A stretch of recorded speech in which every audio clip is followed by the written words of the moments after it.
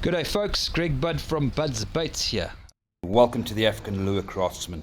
In the ensuing episodes, we'll be taking you along while we design and handcraft timber lures and hopefully get out into the water to use them. I've designed lures for some of the big boys in the industry and I sell my lures worldwide. I'll do my best to show you some of the hacks I've learned along the way. Stay with us and experience the wonders of casting lures to bass, giant catfish, tigerfish in Zimbabwe, which I'm fortunate to call my home, and cross borders with us as we'll target the denizens of the deep all along the African coast in magical places such as Mozambique. Through it all, I'll share a bit of my daily life and business experience, which can be quite tough in Zimbabwe at times, as we take you along to run the daily gauntlet of survival. Subscribe and click the notifications button to stay with us.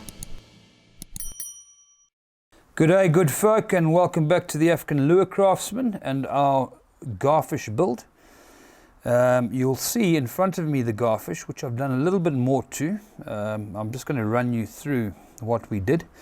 Last week we had shown you the detailing and we'd started the paint work, which was basically the sandback technique on the back, putting a darker sort of blue color on there, sanding it back, and then overlaying that with more of a sort of creamy color, and at that point we finished. Since then, what I did is I 2K'd over that whole paint job, and I then sanded down the belly area here, any of the crevices left, and I've white coated the belly. So we've got a nice looking colorful Garfish there, which I think is looking quite nice. But what I've decided to do, and I think it's a little bit unorthodox for this episode, is I decided to complete one side of the lure, or near complete one side of the lure, and then run you through how I did that on the other side. So now that you've been shown what was done so far, let me turn this around, and there we have an almost complete Garfish. What you'll notice I also did is on the gill plate here, I used the sandback technique again. I sprayed over there with a light tone, and then I sanded that back with 1000 grit, leaving little bits of paint in the grooves of the scale, the previous scale detail I'd done, and it gives a nice little sort of realistic effect. I also did the sandback technique on these areas here. Put my paint in there, a smooth sort of line, and then I just sanded around the edges. It gives a much more natural sort of appeal, I think. You'll see the little details I've done here, the silver stripe beginning behind the gill cover here and running back behind the pectoral fin. The eyes in, it wasn't exactly the right eye, but we did get the right size pupil and shape pupil. The silver background wasn't perfect, but you know what, I found so many pictures and they kind of gave a hue of silver green anyway, so I'm quite happy with that. And you'll notice with the silver lateral line that it does change. It gets thicker as it goes back. Let me turn that towards the camera. And when it lines up, it all lines up perfectly when everything's obviously straight on the back here. So I think it's come out quite well so far. We've added a little bit of yellow on that fin there, and as I said before, what we can do is we can now take it to the spray booth and we can show you exactly how we got there. Before we do that though, I thought it would be a nice little exercise. I've got some nice various types of bream and tilapia in my pool there, and just to show you these sort of hues and the different hues you get on fish, I thought we'd go and catch a few and maybe just point out things on the gill cover, little flecks you get, things like that, you know. And listen, every fish is different, we understand that, but it's always a nice study to look at the fish you catch or keep them, if you keep them in a tank or whatever, and to just take them out. And I've got my phone full of just close-up photographs of gill plates, things like that, which is a good bit of advice. If you've got the opportunity, do it, because you can always reference that when you're building semi-realistic builds like this. So I think let's go do that now and have a bit of fun, and then we'll get back into the spray booth. Hey guys, we're at the pool now. I've got my little bait outfit, lovely little Zuna, Doesn't do much other than catch fish in the pool, unfortunately, but that's about it. I'm looking at this weed here and I can see little patches there with bream in them. I think they're all breeding at the moment. There's about 5 different nests I've identified. You can just see the clearing in the bottom, and there's a pair, which is the bright colored male and the duller female. But all of them have just got such amazing colors, it's incredible. So I think what we're going to do is, they do spook quite easily, is let's try catch a 1 or 2, and we can just point out that those iridescent sort of hues you get on them, and those soft tones you get around the gill plates and just all over the body in general. So I think let's do that. What I'm using is a number 8 barbless hook, by the way, of course, because we don't want to damage these guys. And I'm just going to put a little bit of worm on there, and let's see what we can pull out. Unfortunately, there's nothing big in here. I'd love that, but well, nothing too big, but whatever we catch is a bonus. So let's go for that quickly. Let's just bait up. Perfect. Don't need a lot of worm on here, just a tiny bit on the end of the hook normally does it. Although the little waggly bits do seem to attract them. So I'll, on the initial attempt, put about half of this on there, I think. It's actually quite clear, this water. So I can see this worm all the way down to the bottom, which means they can probably see me as well, which is a bit of a problem. But anyway, I'm sure we will succeed. Funny technique this, by the way. I know everyone holds their fishing line when they might be bait fishing, but the pendulum on the middle finger is something I use for bream, big bream, Noloticus bream and Kariba. And that is just balancing the rod, holding your braid. I like to use braid because it kind of, you feel the bites a lot better. No sinker, bait straight on a hook on the bottom, which normally is a bit of dough or a big bunch of worms. And you can feel as soon as that bait is picked up, and you just let the rod bow on your finger until you raise it. But it's a fantastic technique. But I tend to use it for everything these days, except the surf. That would be a bit hard. As soon as a fish takes, your rod just bows down, and you can just give line, so it's not feeding anything. It's a real sort of finesse way of fishing. And then as soon as you know, give it a couple of, I don't know, 10 seconds, 15 seconds, just raise it, or don't strike, just raise it, and you've normally got that guy. Then set the hook. There we go, guys. We've just caught a little guy. This is a little happy of some sort. See the large mouth there? I don't know if you can see these hues around the gills here, but fantastic. I can see little hints of red there, a fantastic turquoise around the bottom of the gill plate and underneath the belly. Just a beautiful greeny gold body as well, and a nice study. There's that eye. I mean, look at that eye. It's just fantastic. Red around the pupil, green on the outer, gold underneath the pupil. What a beautiful little specimen that is. Let me try and turn him a bit better for you. There we go. Almost looks like a bass to you guys who fish for bass. Sort of, but not quite. But yeah, just stunning. Oh, yeah, I got him. Okay, there we go. Okay. That there is a Tilapia sparmani, or a flaykerper they call them in South Africa. And look at those hues on there. It's a bit of a dark, sorry, bit of a dark specimen there. I'm going to try and give him a bit of grip here. My fingers might get in the way. Bit of a darker specimen, but look at this bright yellow and these black bands here. Again, bright turquoise underneath. Just beautiful, absolutely stunning. Nice little fat fellow this. What's interesting is this black belly here. I tell you what, every time I catch one of these, they come in different colors. This guy's pregnant, I think. This female, should I say, is pregnant. I think I'll get her back in the water because she's come off the hook anyway. But there's a nice shot. Look at that. Check out that blue there, man. Wow.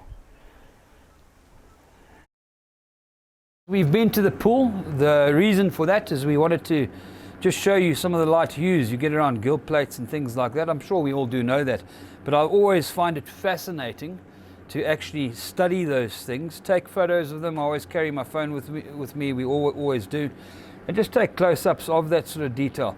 Now, we'll never get it exact unless we spend forever on it, but then we haven't got time to do that. But getting little hints of it here and there is always a good thing, I think, on a realistic lure. So we've got the Garfish here. There's the semi-completed side. There's not much more to do there. Since I've laid that silver lateral stripe, I've 2K'd it again, a very light 2K over the whole the bait again, on this side only, not on the other side. As I say, a little bit unorthodox. I don't think it's going to affect much. I was worried about adding too many layers and then it affecting swim, but I'm using such thin watered down or thinned out coats that I don't think it's going to have much effect at all. In fact, I quite like, that's one thing I'd like to talk about. Often I get a bait to this stage with the 2K clear and I think it looks perfect, because what it allows with the thin coats is you can still see the texture on the scale. So when it catches the light, I don't know if you guys can see that, it's still got a texture. I run my fingers over it, I can feel the scale. It looks very realistic. As soon as you epoxy it, it kind of hides the whole lot in a glass bubble, or balloon should I say. So epoxy is very nice, I do like it, but I often think that baits look best like that. And quite honestly, what I do for my freshwater, most of my freshwater applications, is I just 2K them. Bass aren't going to, 2-3 layers of 2K, it's perfect. Bass aren't going to create any damage there. Tigerfish, I do try and epoxy them because they've got big teeth. I mean, it's almost like a wahoo or something grabbing your bait. But yeah, just interesting observation that. What we'll do is we'll flip it over now and we'll just show you how we got to this stage. So let's do that and we can commence with the paintwork on the other side.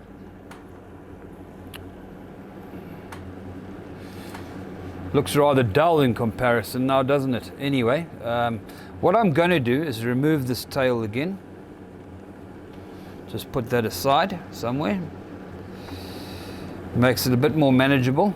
And the first thing I did, after of course I had 2K'd the bait, white sanded down the 2K and white bellied it, first thing I did is I created more blue tones, actually more of a turquoise. This is the color I used here, very subdued though, thinned out a lot, and I ran it down under the lateral silver stripe and just around the gill plates there. So that's, and a tiny little bit over the top of the pectoral fin here. So that's what we'll do now, is let's just do that. And again, we're back to the airbrush, which is all nice and clean. We're going to get our thinners in there. We spoke about this before, very thin opaque colors, and as you'll see there, there's probably about 1/3 of a cup of thinners in there. Let me just put this down so I can open the bottle. I've given this a good shake. This is a premix color, and it's actually the color I use for my saltwater blue fusilier baits. Thinned out again, I mean that there would probably do hundreds and hundreds of baits, that amount of paint, the way I thin it. So let's just get a couple of drops into that cup.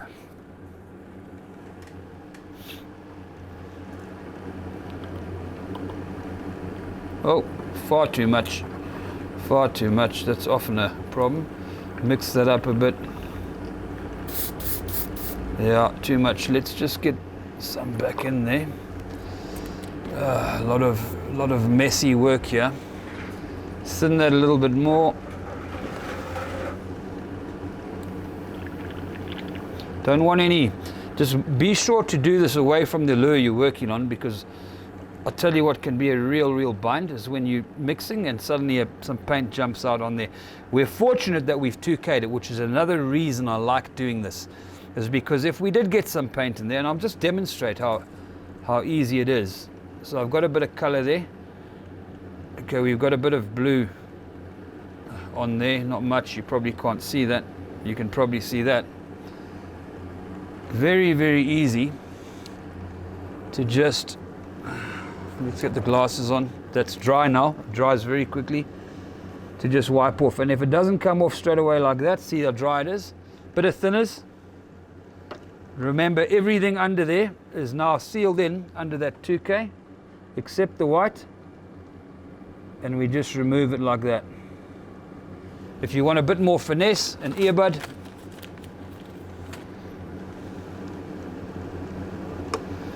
not too much, and just remove what you can, like so. It's not going to affect any of the paint. The 2K is hardened, and we've got that all off there. Okay, so that demonstrates that. We've got our paint, I think, to the right consistency now. Always handy to have a piece of paper nearby to just test those things. Let's get that out of the way. Give that a bit more of a mix. Oh, that would have been disastrous. Just bear in mind, guys, often mix your colors, because they do tend to settle at the bottom, and if you have a pause between airbrushing, pick up the airbrush and resume your painting. Can be a nightmare. That's more like what we want. Very subdued. Very gentle on the airbrush. Remembering as well, if we make a mistake, we can wipe it off. So that's the beauty about this. So what I'm going to do is start. Let's get the wire off, yeah? Let's start around the head area here. And where we've painted this darker sort of blue here, we're just going to go over it a little bit. Faint hues, just like so. A little bit over that corner there of the pectoral fin. Little bit here. And then that's all we want to do there. So we're going to resume our little subdued turquoisey hue underneath here. And when I say turquoise, it's not quite, but it's just a nice sort of blue. Gives that nice iridescence or sheen of silver. I have said that we try not to get, doesn't matter too much about here, but overspraying onto there. Listen, we can touch it up, but try and avoid it. It'll probably be a bit better. Let me just make sure this isn't too thick. And I'm just going to start there. And that's all we do. A little bit more than we had there already. That's all we do there. Here as well. Let me just try to turn that.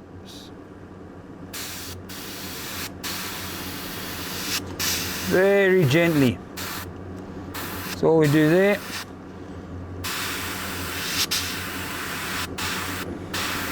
And that's all we do there. Now all we need to do is remember the tail section, which is over here, and carry that on through. Let me move that out of the way.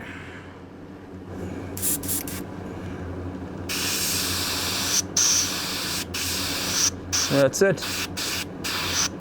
That's all we need to do there. And we're done with those hues, which kind of gives it a nice sheen, I think.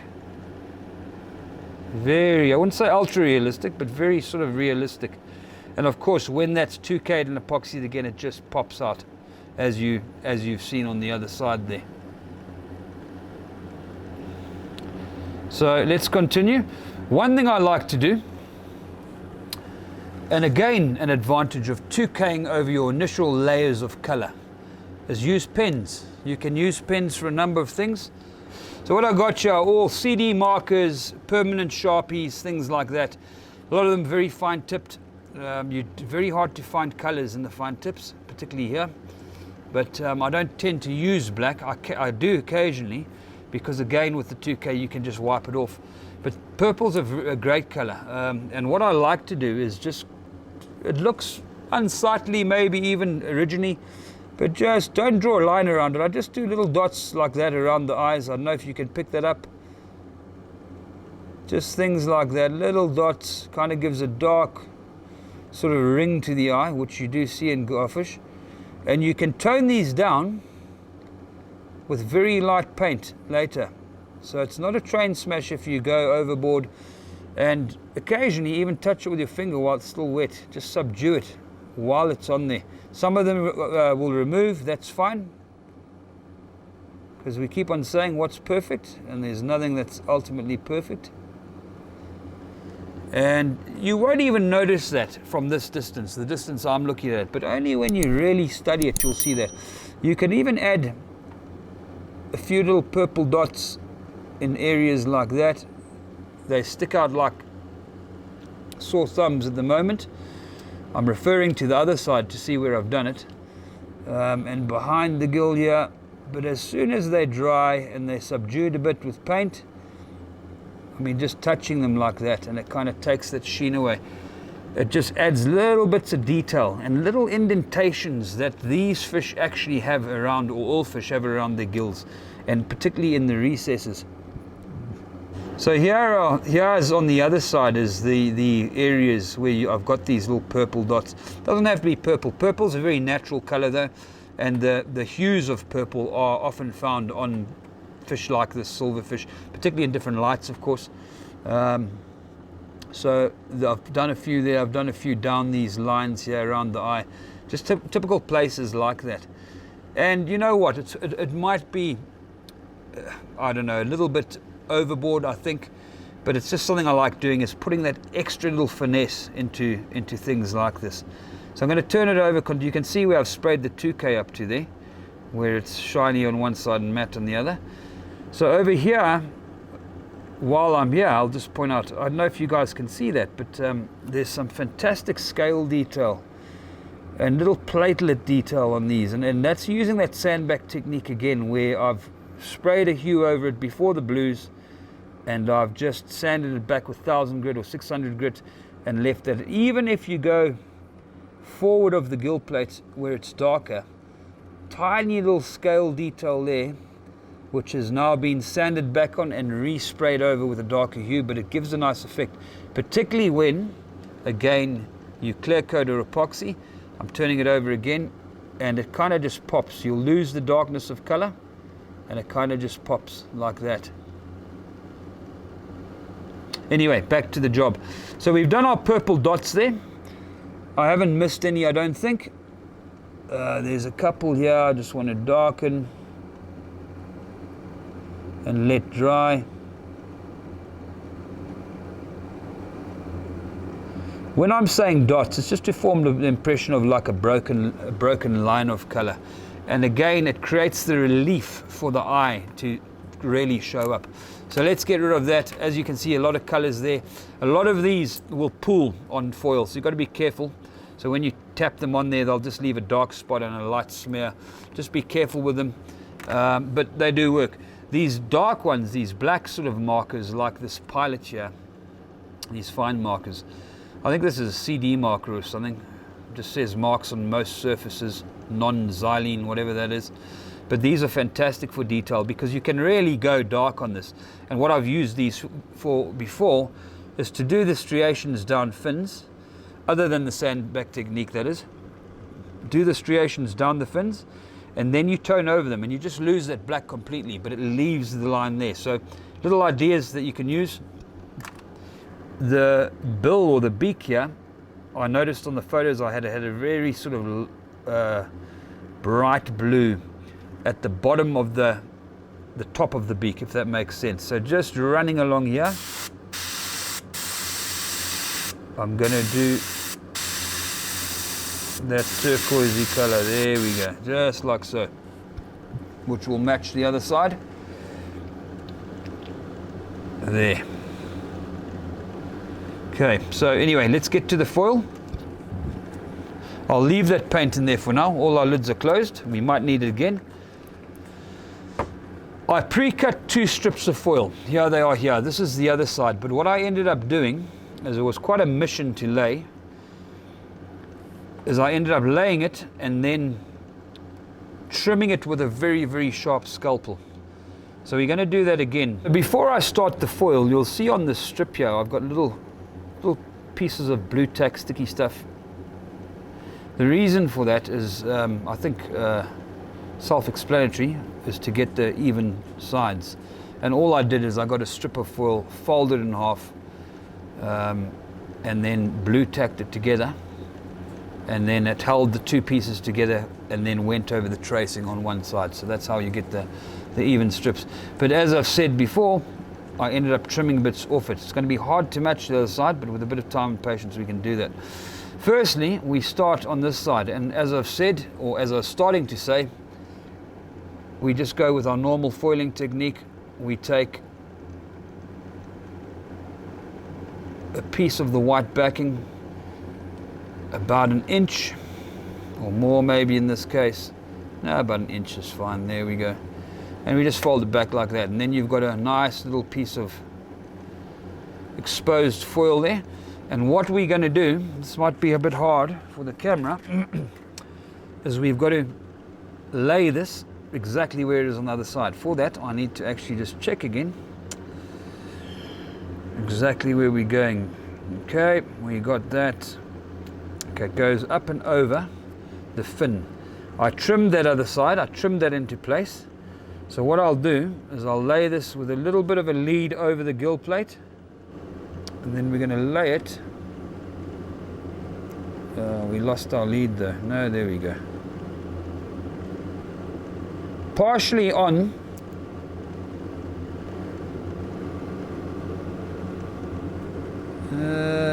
the fin.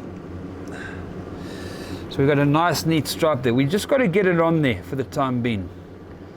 So you can see we've got a pretty straightish stripe there. And now what I do is I get my tool, which is I think my pottery tool, and I'm just going to tack that into the corners there and press that down into the corners there. See if we've got enough. I think we did. Yeah, we got enough. Almost the perfect lay for the other side, I think. Just get that down, and now we can really just press that down there.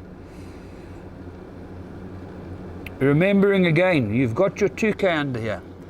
Beauty about that 2K overlay over your colors is, if I did this wrong, I just peeled it off. Had I done the silver striping on top of paint, and I learned the hard way, yes, you can do it, and I did it often, but you'd get the two stripes not corresponding, so you'd try and lift one, and what happens? The paint just peels off with it. So this is the way to do it. Get that in there. And what I'll do is I'm just going to trim this right now without trying to touch the lure. Just down there. A bit harder than I thought. There we go.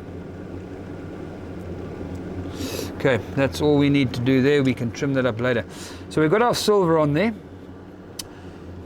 I'm going to go back to my stick now. Don't try and get it perfect, guys. You'll see where I'm rubbing here. It's actually rubbing into the recesses of the scale pattern, which looks fantastic. It's a great thing to have that, I think. So don't try and perfect everything. If there's an obvious crease, get it out. I'm going to get this really flat here by rubbing along that edge, and then we're just going to trim areas behind the gills here very gently.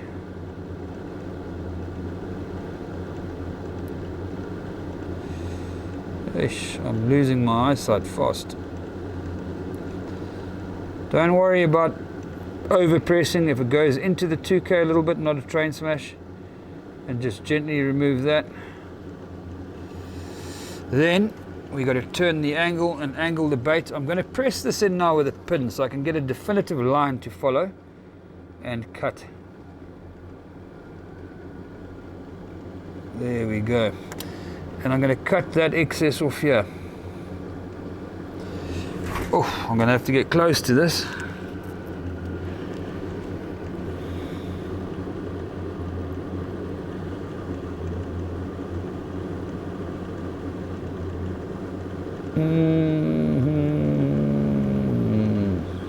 What do I do when I'm nervous? Okay, I've just seen something here. I want to make sure we get that down. Sorry, wrong instrument. I've got to pick up that line where I was cutting, not normally too hard. There we go. That should do it. Now let's gently lift that there. Come on, you.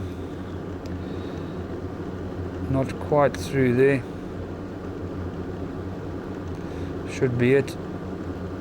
Just peel that away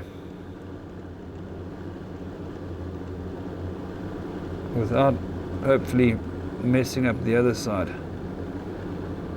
Okay, so we've got that detail done.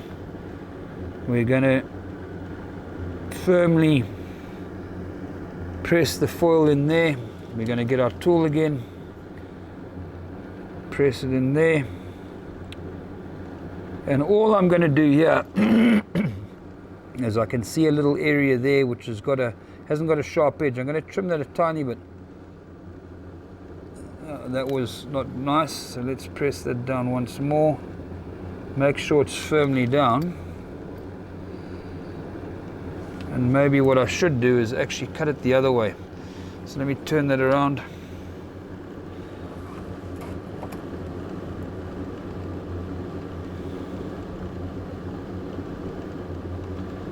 Just a little bit off the edge there. There we go.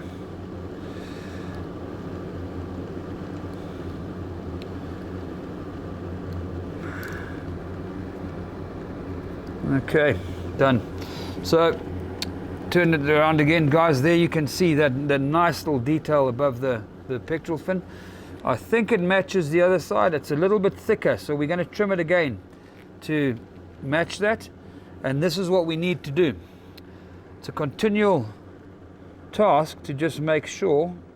Let's just make sure that's stuck down properly, to make sure everything matches up on each side. So we're going to go from there, a much thinner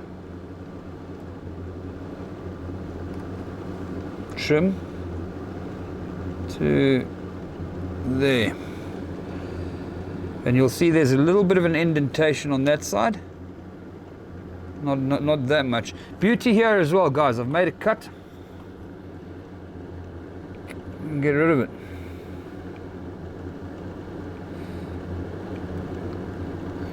Go a little bit higher.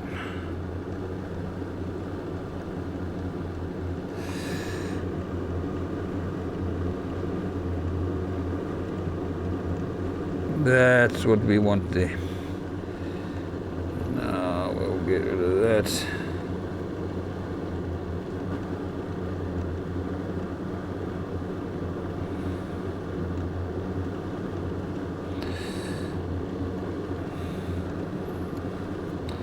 Very hard sometimes, so you just got to get it lifted and make sure you've cut through enough, which could possibly also be due to a blunt scalpel.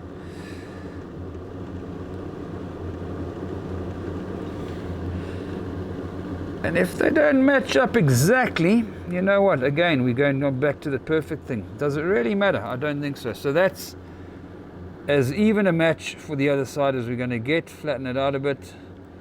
And a nice little accent there. Okay, so on to the next piece.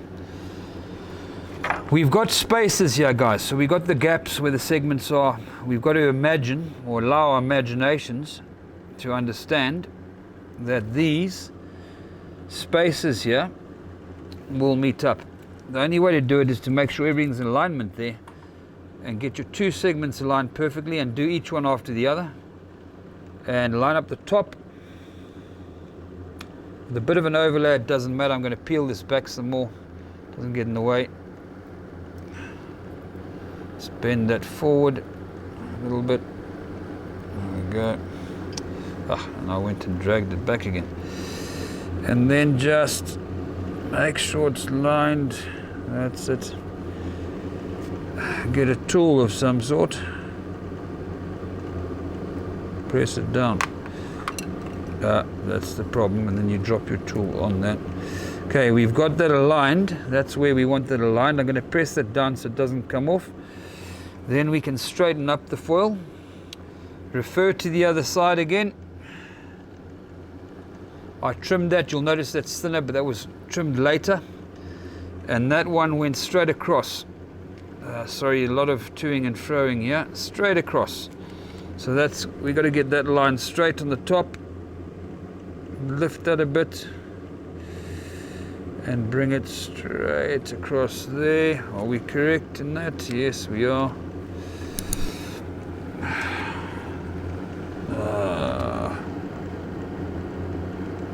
Yeah, that'll do. Also, guys, what I often do is just measure using a stick or something. Make sure that everything is the same sort of distance from one another. There's a lot of, oh boy, I'm going to damage this. So So I'm just taking a mark on the stick there. So that's about right. We can trim it up a bit. Let's get that pressed in. And what I can do is I can trim that straight away there. Remove that. Get that pressed. We won't do it too hard for now. We'll try and trim each one to size as we go. Get that around the corner. Get that stuck down there.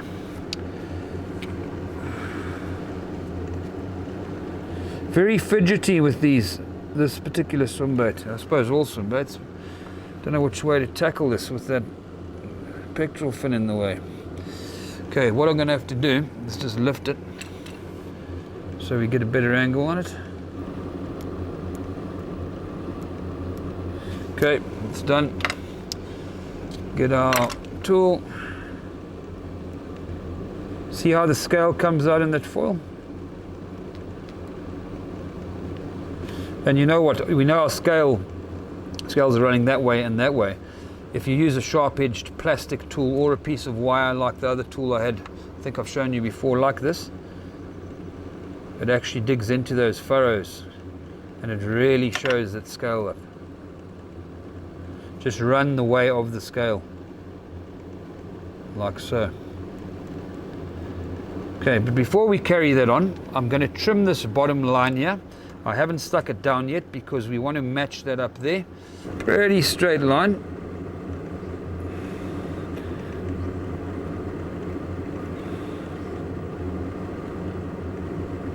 Oh, I went a bit.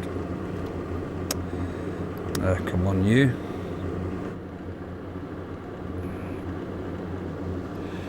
Okay, there we have it. Let's get that pressed down now. Our little false cut there, gone. Turn this way again. So laying this silver foil, again, with straight paint, without the 2K, the other thing I tended to do, and I learned the hard way, was you'd be doing this, and the next thing your tool would touch the paint, and you just scrape a whole section off it. So this is just a much easier way to do it, particularly when it comes to foil and overlaying. And there we have our two sections lined up. What I'm going to do here, guys, I'm just going to show you the striations we do on those, and then I'm going to finish the rest of them off camera. We've showed you how to do one. But on these two here I can show you, it's just a simple case of following through on your scale here and just follow through on that scale there. Going to be one there,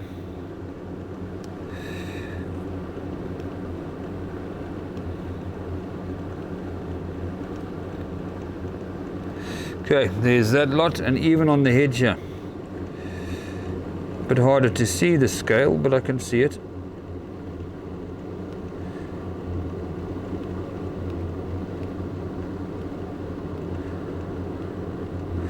And there we go. So we got those striations on there. We got our tones. We're going to finish up this other one, and then what we'll do is we'll lay a slight light stripe, which is a darker green stripe, just at the top of this lateral silver line, as you can see there, and we'll tone over that as well. But the beauty about that is now you've got your silver stripe you can use as a guide when you airbrush, and you can just airbrush over the silver, get an earbud afterwards, a little bit of thinners, dab it down, be careful not to touch anything else. It doesn't matter if you touch 2K, and just wipe the foil clean. So that's the silver stripe and how we get that done. We'll add some more detail light, we'll press that in a little bit more, but beginning to take shape there. One thing I forgot to actually mention, and I think it's quite important, is you might be wondering about spraying inside these sections here. And what I've done is I've 2K'd in there already. I didn't end up doing it with a paintbrush. A very simple technique I used is I just hung this over my hand, exposing all of them, moving it as I went along, and I used the airbrush, and I was able to get the nozzle inside the groove here and just 2K the inner and the outer of the face. Problem then becomes, how do you let that dry without just holding it here? So you can't hang it because they might touch and they'll stick. So I just grabbed the lure like this and I moved it to a board I've got here with a cloth on it, and I rested it on there, and I let that dry, obviously more carefully than that, and I let that dry overnight like that. I repeated that process the next day on the other side and let that dry overnight. So a little bit of work involved on that little inside section. That has protected the paint inside as well, which is why I'm not too worried about it banging and clashing together without the epoxy and without another coat of 2K at the moment.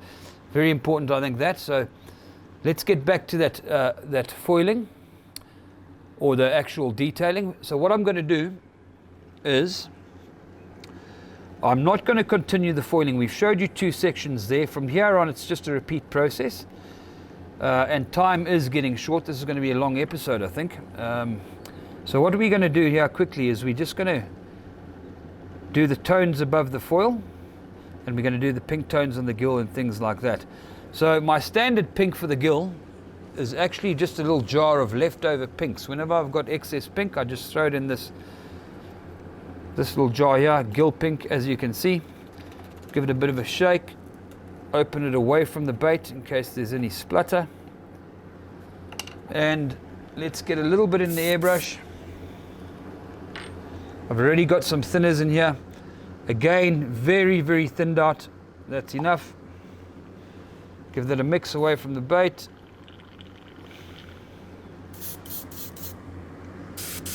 Fine. Okay, and all I've done here, as on the other side, is a very subdued pink tone below the blue. Let's turn it over so you can see. You can see that right centrally there. And you'll notice as well, which I hadn't mentioned, there's a couple of greens and yellows here, which I've added on the pectoral fin, which we'll also do now as well. So let's do that pink first. Very, very light tone. I'm going to use the tail of this guy just as a, okay, that's fine. And just lightly do that pink hue there, and that's all we need. We don't need anything more than that. That's all we need. A little tiny bit of pink like that. I think that matches up. Let's refer to the other side again. Pretty much spot on. A little bit lower as well, I see. And that's it there. So that's the pink done.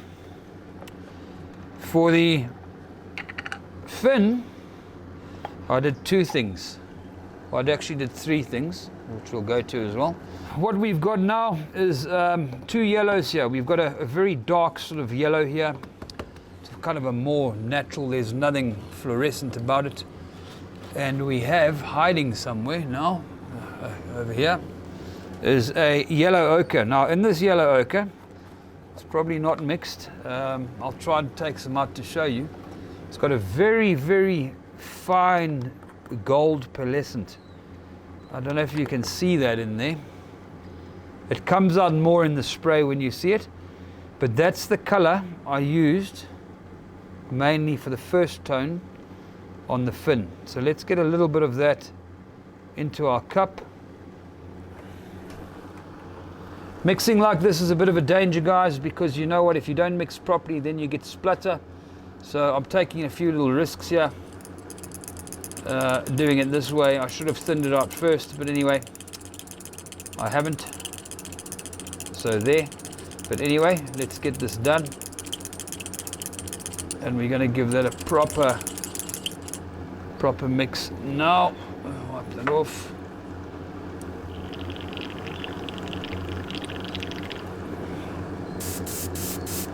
That's it, and we're going to add 1 more drop of another color here, which is a green, a tiny bit, just to give it a slight green hue.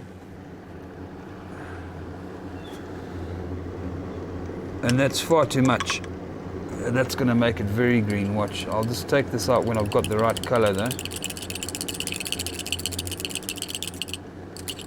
We can actually go more. See, can be wrong. That's it. That's all I want.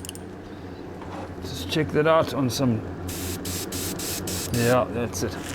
And what we do with that, once our lids are back on,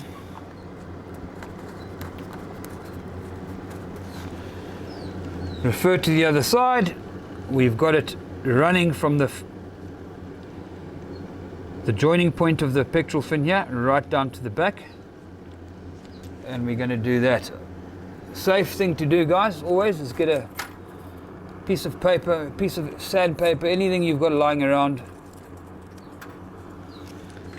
and just put it behind where you're spraying to avoid overspray. I don't take many great lengths to do this.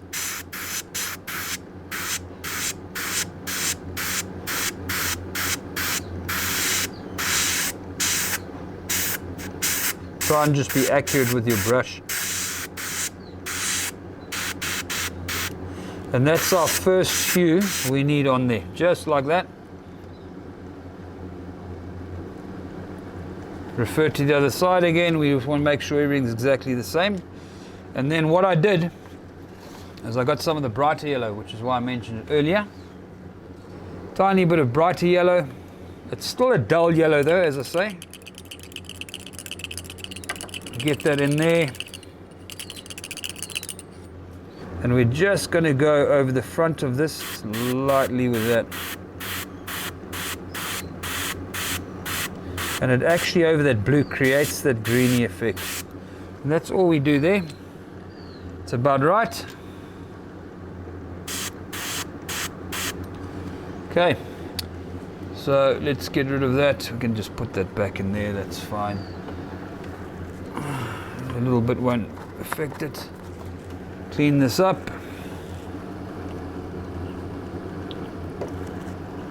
This is what takes a long time all the time, is the actual cleaning between, which is why I've got several spray booths to do different colors, but for the purposes of this, okay, that should do it. Okay, so we've done that yellow. One last thing I'll do quickly is I'll get a darker color, which is actually just a dark blue. It's my blue tint and a black mixed with a little bit of pearlescent in it.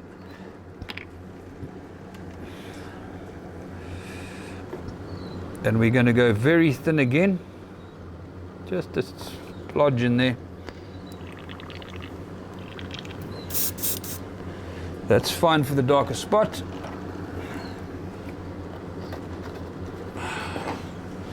And we're going to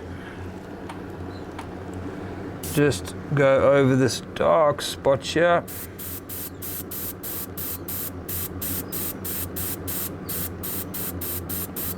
Just like so. It's the same as the other side, a little bit bigger. And that'll do it. What I'm going to do now, guys, quickly is a toner over that yellow a little bit. So I've thinned it incredibly here. And just from a distance,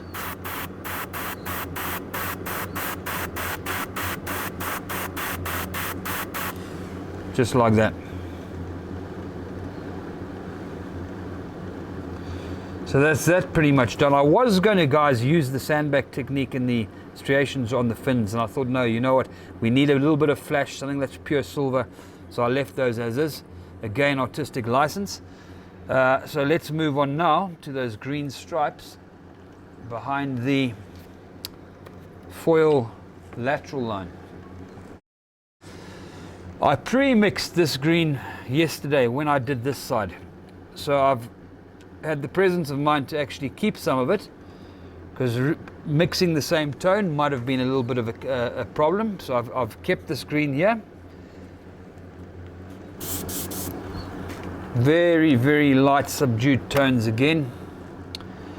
And as you can see, we've run it behind the foil there, which we're going to do here. You'll see it's going to go on a lot darker, but I toned over this again as well, so I wouldn't worry too much. This excuse me, this initial little line here, I didn't do much at all. I just did a little bit there, This was the main one here, and again, try not to go too hard or too much into the recesses of the segments. Just run a line. Doesn't matter if you get the foil, because we can wipe it off the foil. The foil acts as a good marker to actually get your green line there.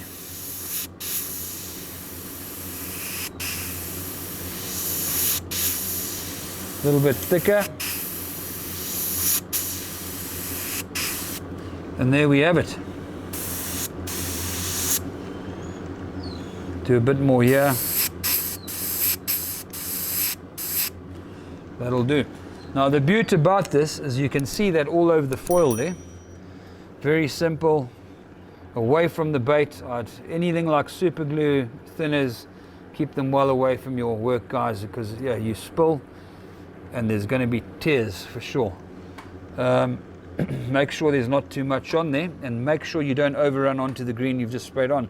But you've got a little platform here to work on, and you can just rub that paint off quite easily. If you leave a little bit of overlay, I don't think it's a problem. And you'll see there's even some green in those little striations we created down there, which I think looks quite natural. So I wouldn't worry. We'll give this foil a proper clean layer. I'm not too worried about the bottom, because there is the blue, but I don't think we'd really see that too much. So there we go, guys. We've got our green line behind the foil. Once we've continued that, I'll continue the green to create the darker line. And what I'm going to do now quickly is subdue this green. I might actually just do that a little bit darker right now, just to show you, because it's such subtle applications of paint that I don't know if it actually shows up on the camera well. So I'm going to darken that just to show you how much you can subdue it.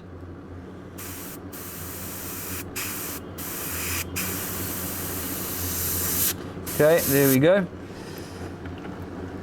Which means we have to clean that foil a bit again. That's fine. The good news, guys, is Ralph went for his second chemo yesterday,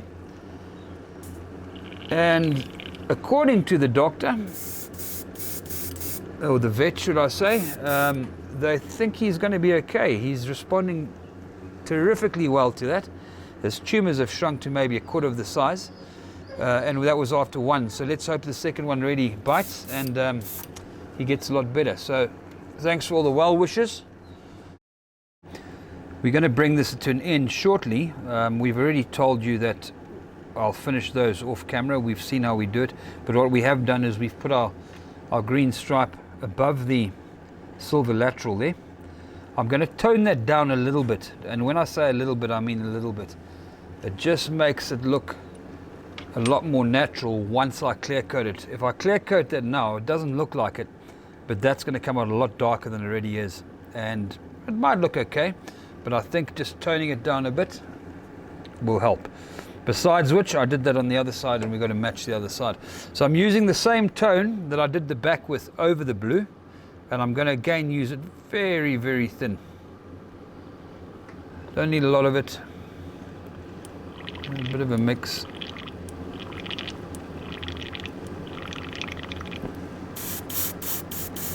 That's fine.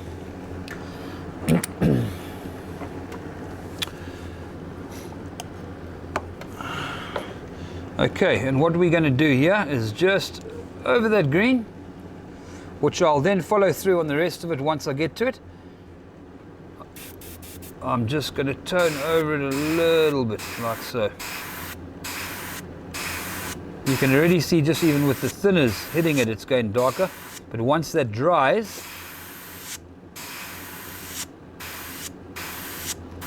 there we go. That's all we need. Once that dries, and once you 2K or clear coat it, it's going to be a lot better. This gives it a better hue, I think. So there's one more thing we do. I cut this little stencil. Looking at the gauze we had, the striations down the underside of the body had a definite two-tone to them.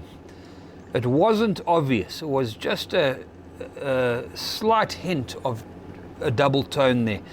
So what I did is I've got a very special and don't ask me where I got it, but it's almost, if those of you who might have used resin and micro balloons, it's almost like micro balloon consistency. It moves the same way, but it's a powder silver tint. There's no silver paint that matches foils, but if anything comes close, this is it. Put it this way, there's no silver paint that match foils that you can clear coat and they remain silver. But if anything comes close, this is it. And what I do with this is I use a normal silver, very thinned out, and I put a couple of dabs just on the end of a screwdriver of this into it. I'll show you what it does. And I'm going to use this stencil, line it up to those striations there, and I'm just going to slightly tone them so you get a difference between the different striations there, the blue and the silver. I might have to trim that a bit to get under the fin, as I did at the other side, but we'll do that now. So the silver I use is a straight auto silver. That's if I'm going to paint silver. And I'll just, obviously I gave this a thorough mix yesterday. It hadn't been used in probably a year. Let's just get that off. I want to move this just to be safe. Get that off there. It's still pretty mixed up. I'm going to give that clean, give that another bit of a swirl. But if you look at any silver, they're very dull. I mean, they're not bright at all. Let's just put that under the light. It's more like a very dulled, oxidized aluminium. Anyway, so let's take our cup, get our thinners again. You're going to have to look into the cup for this. We'll mix a little bit of silver paint.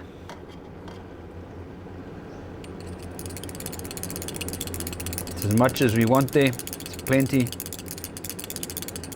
And nothing too impressive at all. We take this powder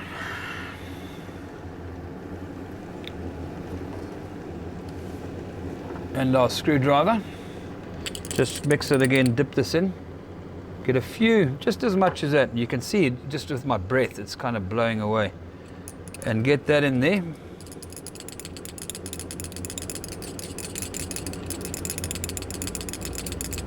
And you can see what that does to it. I don't know if the light is catching that. The problem with this, it tends to settle very quickly. So if you're not using it or testing it first, you can put a big splodge of silver there. But I'll show you on the desk here.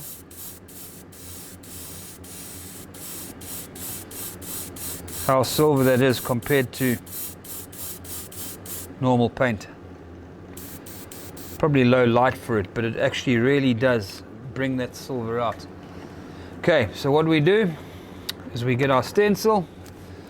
We're going to trim this very quickly, as we said, to get under that pectoral fin. I'm going to line it up with the striations I've already got on there. And I cut this from tracing those. Doesn't have to be exact either. And we're only going to do that tone just under that silver lateral. Not going to do it anywhere else. A little bit difficult to get it lined up, but we're getting there. That'll do. I'm going to hold it there. Quite hard with this, I must say. Need 6 fingers on each hand. There we go. I'm probably hiding everything. I can use sticky stuff for this. It would be a lot easier. But just for the sake of this, very quickly, just a brief hint.